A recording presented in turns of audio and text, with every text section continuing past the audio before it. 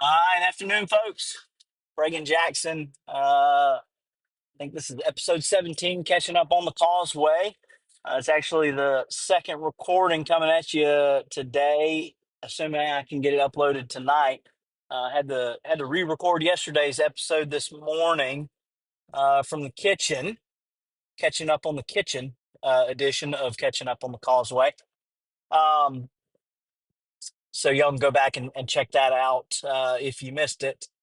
Um, hopefully we don't have any technical glitches this go around here. I think I figured out what happened yesterday.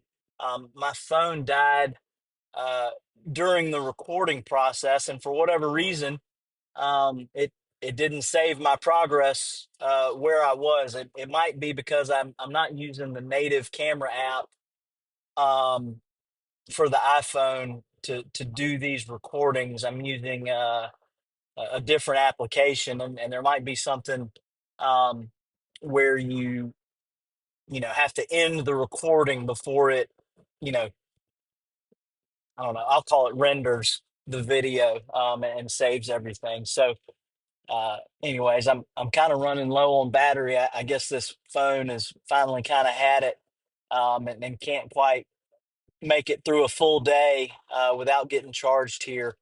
It's gone down 4% since I kind of got the camera set up and got all the settings here where I wanted. But in any case, had a pretty good day today. A pretty busy day actually. Had several conference calls and also had a call, a webinar actually with Guesty that Guesty, our property management system, put on.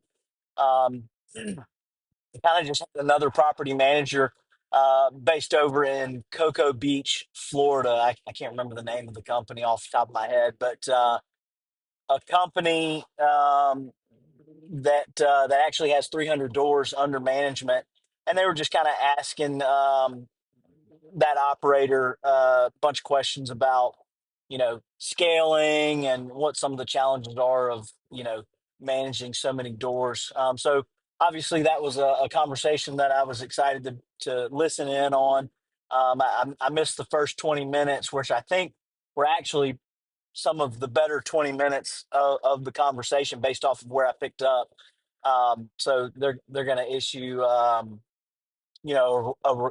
recording to all the people that joined in sometime next week that I'll go back and re-listen to. Hopefully, share some additional insights with y'all. But overall, good call. Kind of picked up a couple tidbits, maybe some new software vendors and providers that we might look to use in the future. We're still certainly open to additional enhancements and technologies and all that kind of stuff uh, to make the process more seamless. Guest satisfaction is obviously uh, the main priority for us, but efficiency and all that other kind of stuff also become very important as you grow. So we don't have growing pains just yet, I wouldn't say, but hope to in the near future. Um, I've talked a little bit about the book yourself solid stuff. I found the author's name. It's Michael Port. I think I said Porter in some previous episodes. So my apologies there. Um, but some of the things that we're talking about and some of the workbooks and exercises that they've got me going through is defining ideal customers and all that other kind of stuff, and figuring out how uh, once you define that, how much easier it is to go after that type of business and that type of customer. So I'm kind of doing some soul searching and trying to decide what that looks like for me, and you know what that looks like in terms of execution, in terms of actually bringing customers in the door. One of the things that I've got as far as overall vision for Euphoria Vacations is a luxury brand of of properties. I'm really hoping to have uh, above average properties in terms of quality. Not looking to build, 1,000 doors of 2 bedroom, 2 bath condos that are sitting right on the beach. There's plenty of those, and um, you know, certainly people have made a great living and um, can service those customers well, and those customers are great people to have. But it's not what I envision for our brand specifically, and so just trying to wrap my head around how to tactically build a customer base with that client in mind. um, and I think what I'm realizing is, in all of my marketing and sales calls and pitches and all that kind of stuff up to this point, there's only been a couple of instances where um, I looked at somebody's property and I said, "Oh wow, this is the perfect property for our flat fee model. Um,